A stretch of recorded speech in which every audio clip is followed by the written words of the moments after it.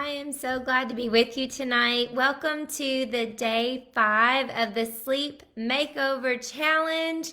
I'm Shelly Tyler, and I am a functional wellness practitioner who brings you education that is both science-based and Bible-backed so that you can experience whole body wellness in Christ.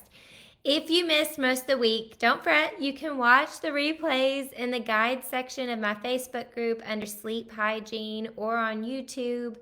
And if you're jumping in today, do make sure you go back and watch everything from day 1 up until now because it's all building on the last topic we talked about to today.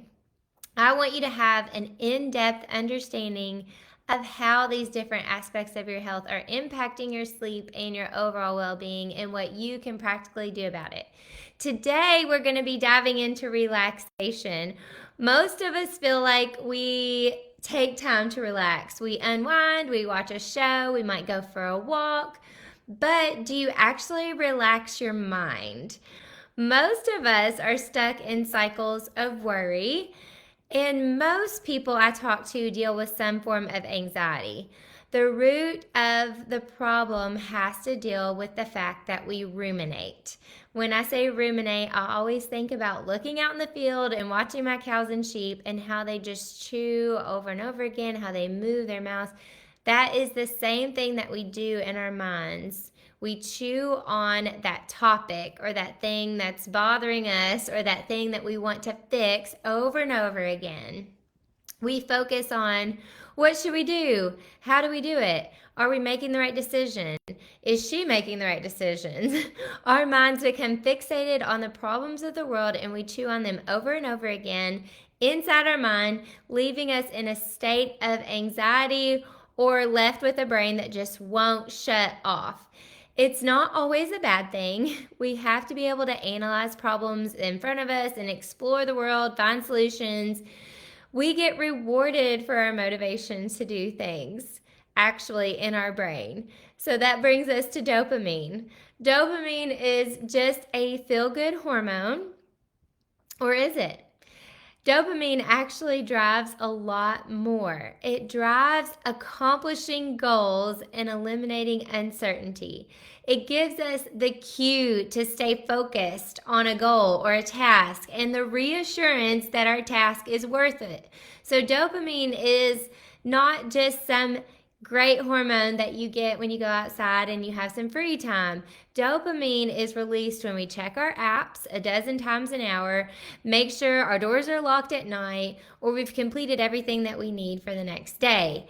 Dopamine and anxiety are related in the fact that sometimes we will encounter something that is uncertain that we can't fully understand. When I say sometimes, maybe I should say frequently, we don't understand something. The more uncertainty that we identify, the more dopamine that we deliver, filling us with the impulse to do something about it, to control it, solve the problem even when we can't.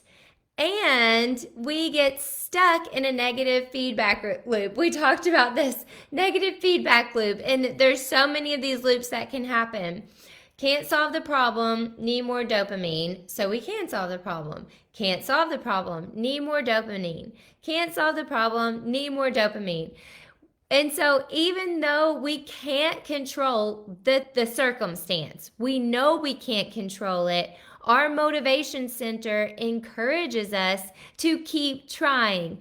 Keep trying. You can do it. You can do it. Now, some of us are more genetically predisposed to this than others. We can see through DNA testing, specifically a DNA mind test, how you're predisposed to getting stuck in this dopamine loop and how you experience these things and how you may need support. But everybody experiences it. And the thing about it is that it's also connected with our fight or flight response. We talked about this in depth yesterday with our autonomic nervous system. When this feedback loop is really kicking in, there's something else that is released, norepinephrine.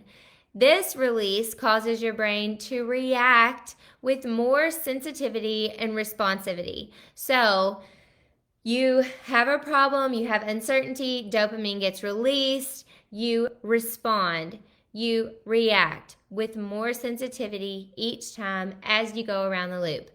Unfortunately, this increase in sensitivity to stimuli can be experienced as anxiety for people, or if you've been in it for so long, can be experienced as paralysis for people, or excessive rumination, excessive worry, um, or a combination of these things as well. It's no wonder this world would impact our sleep at night. We have dopamine and norepinephrine surging through us all the time. We are addicted to all of life's uncertainties. So, what does the Bible say about this? In Philippians 4 6 through 7, it says, "Do not be anxious about anything, but in every situation, by prayer and petition, with thanksgiving," there's that gratitude from day one, "present your request to God, and the peace of God, which transcends all understanding, will guard your heart and your minds in Christ Jesus." In Matthew 6, Jesus teaches us not to worry about daily needs like food or clothing, but to seek first God's kingdom and righteousness. Anxiety shows a lack of that trust when we ruminate on a situation. In 1 Peter 5 7, it says, "Cast your anxiety on him because he cares for you." We are encouraged to cast our anxieties upon God rather than carrying them ourselves. In Psalm 55:22, it says, "Cast your cares on the Lord, and he will sustain you. He will never let the righteous be shaken." In Isaiah 41:10, it says, "So do not fear, I am with you. Do not be dismayed, for I am your God. I will strengthen you and help you. I will uphold you with my righteous hand." And 2 Timothy 1:7 says, "For the Spirit of God gave us a sound mind, not a spirit of fear." So over and over again, it talks about in the Bible how God is our refuge, our strength, our help. There's no need to fear. We can lean on him, cast our anxiety on him. He's got this. So we know from a faith and a Bible perspective what we should do, but for some reason we're stuck in this state of anxiety. And it's not where we want to be. We know we don't want to be there, but it's because we're stuck in this feedback loop. There is a physiological reason that you're struggling with anxiety, and it has to be broken. This loop has to be broken for you to shake the anxiety, for you to be able to actually be able to cast your anxiety and cares on him. And there are many ways that you can do that. Like we talked about yesterday, you have to start with resetting the nervous system. If you're in fight or flight, if you're stuck in these feedback loops, you cannot physiologically do some of the things that I know that you want to do. So start with like that breathing that we talked about yesterday. Today we're going to talk about some other relaxation techniques that can help you get out of some of these cycles. I'm meant to share one loving tip for you. May not be popular with all, but I'm going to say it because it's so true. When we talk about relaxation, I think some people just think that means like being able to be in a quiet room by yourself, or go out with friends. I think it means different things for some people. But there are a lot of people that use alcohol to relax, and even Christian women, especially before bed. Here is a loving tip for you. That does not need to be your primary way of relaxation, especially before bed if you are struggling with your health.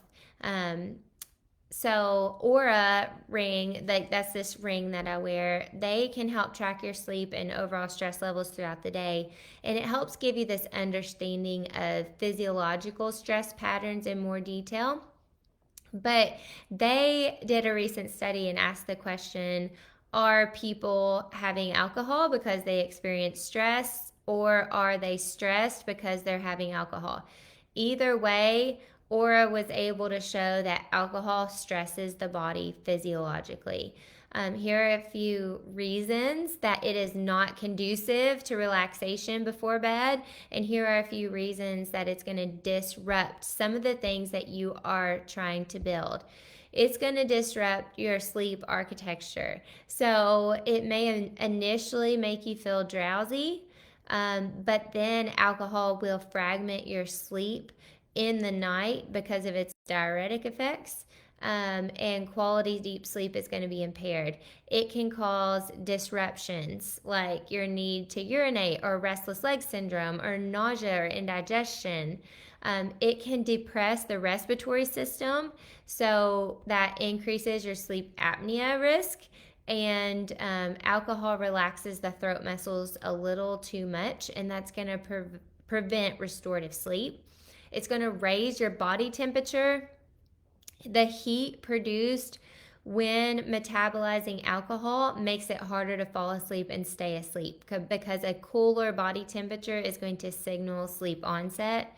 It's going to stimulate your stress hormones, so it might sedate you a little bit initially, but alcohol later spikes cortisol and adrenaline levels in the later half of the night, which is going to prevent relaxation.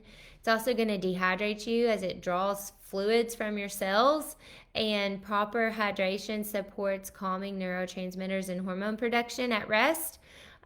So, for truly relaxing the body and mind before sleep, avoiding alcohol is healthier, and it's not a good go-to. So now that I've said what you shouldn't do before bed, let's talk about what you can do before bed. There are lots of additional relaxation techniques that can help you unwind the mind and the body as a part of a bedtime routine. One of these is progressive muscle relaxation. A lot of people that struggle with anxiety also struggle with tension in their muscles and in their body. So, this is one of my favorite things. You just tense and relax different muscle groups while breathing deeply to release physical tension, but it also releases some mental tension. It gets your mind off of the thing that you're ruminating on, the thing that you're worried about. It actually redirects the brain to more of the actual contraction and relaxation of the muscles. So here's how you're going to do it. You're going to get comfortable lying down or sitting up straight. You're going to take a few deep breaths, like we talked about yesterday, that umbrella breathing to relax your mind and body first. And then you'll start with your feet.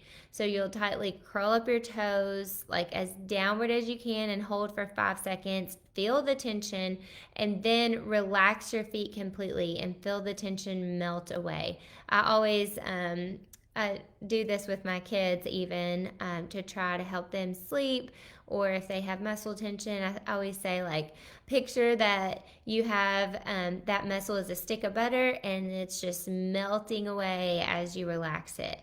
Then you're going to move up to your calves. You're going to tightly tense them for 5 seconds, and then you're going to try to relax them. And you continue to move upward. Your thighs, your buttock, your stomach, your chest, your shoulders, your arms, your hands, your neck, your face. For each body part, tightly squeeze and then completely relax on the exhale. Each of them you're going to try to hold for 5 seconds. You're focusing on the contrast of the tension versus the relaxation. So as you're tensing, you're focusing on the tension, but then you're visualizing and focusing on the relaxation and trying to release each muscle group fully before you're moving on. And I always just think about, as I'm releasing, I'm releasing. Like, I'm releasing the thing that I'm holding tension on. Like that I'm holding so tight. I'm yielding. I am releasing that to the Father. As I'm going through each step, you can even think about something connected to that release that you feel like you should do. But you want to repeat the full sequence about 2 to 3 rounds. And you'll note that you should feel calmer and more relaxed overall. And you can conclude with about 2 to 3 minutes of relaxed breathing afterwards, and try to make this a part of your daily wind down routine to relax your mind and your body better before you sleep. So you can add that into your habit stack. We have talked about things this week like trying to take a hot shower. Like, do your hot shower and then do some deep breathing and then do some progressive muscle relaxation as you go to bed. Um, Another thing that you could do is visualization. So, imagining a peaceful scene in vivid detail, trying to use all five senses is going to shift your thoughts away from worry. So, if it's a beach scene or a mountain scene, how would it smell? What would I hear? What would I taste?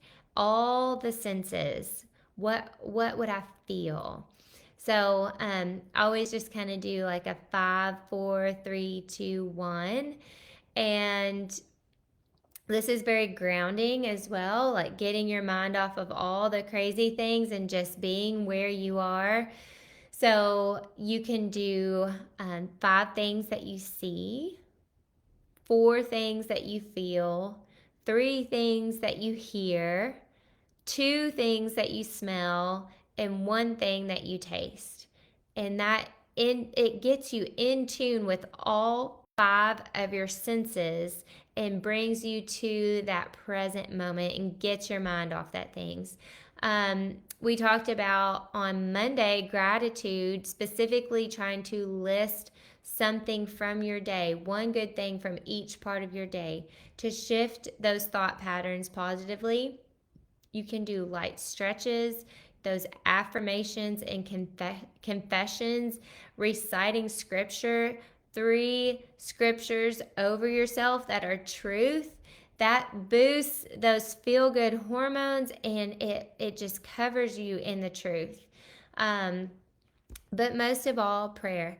Connecting to God, connecting to your Father, releasing everything over to Him before you go to bed can, in fact, help you sleep better and go ahead and wind down your mind. So, you don't want to try to do all of these things before you go to bed. You want to try to pick 1 or 2 relaxation techniques and do them consistently for the most benefit. You cannot, like we talked about the day that we talked about habits on day 2, you cannot just pick something randomly and do it one night and be like, well, that didn't work. Yep, it didn't.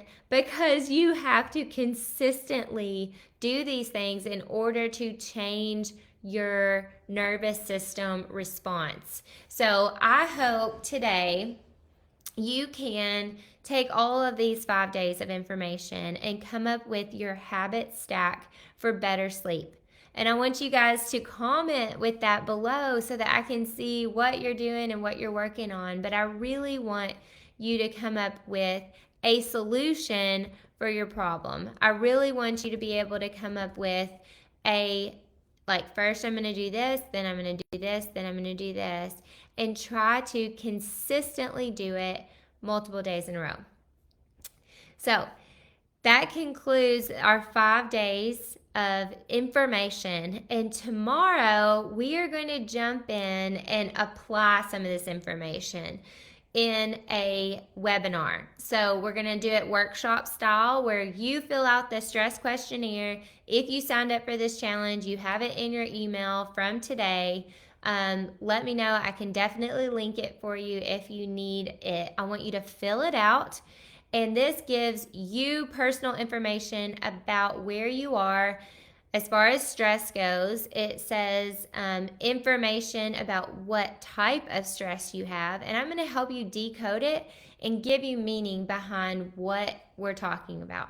We're going to talk about your hypothalamic pituitary axis, your autonomic nervous system, and how people along that scope of fight or flight, freeze, or rest and digest, how different people respond to stress and how you need to best support yourself at different points so that you can not be overcome by your stress. It is going to be very in depth. I just want to make sure that you come to the webinar with that stress questionnaire already filled out, with everything already totaled up, because I'm going to help you decode it and come up with some really good solutions for yourself. So that is tomorrow at 11 a.m. Central Standard Time. Let me know if you need the link to sign up. I'd be happy to have you. And hopefully, by the end of tomorrow, you will understand a little bit more about your body, a little bit more about the things that you need to do to help catapult you into a better night's rest and better overall health. I hope you guys have a wonderful evening, and I can't wait to see you guys tomorrow for our live webinar. And I'll talk to you then. Bye.